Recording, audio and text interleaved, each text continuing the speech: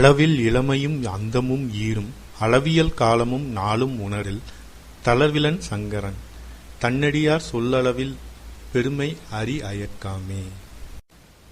சிவபெருமானால் படைக்கப்பட்ட இந்த உலகம் ஒவ்வொரு நொடியும் ரிஃப்ரெஷ் ஆகிட்டே இருக்குது. யாருமே இது ரொம்ப பழைய உலகம் வயசாயிடுச்சின்னு சொல்றது இல்லை. எப்போதுமே இந்த உலகம் ஃப்ரெஷ்ஷாக இளமையோடு இருக்குது, அழகோடு இருக்குது. இந்த உலகத்தோட இறுதி காலம் என்ன, மொத்த காலம் என்ன அப்படின்னு யாராலையும் கணக்கிட முடியாது. இதையெல்லாம் நம்ம உணர்ந்து பார்த்தோம் அப்படின்னா அந்த சங்கரன் சோர்வே இல்லாதவன் அப்படிங்கிறது புரியும்.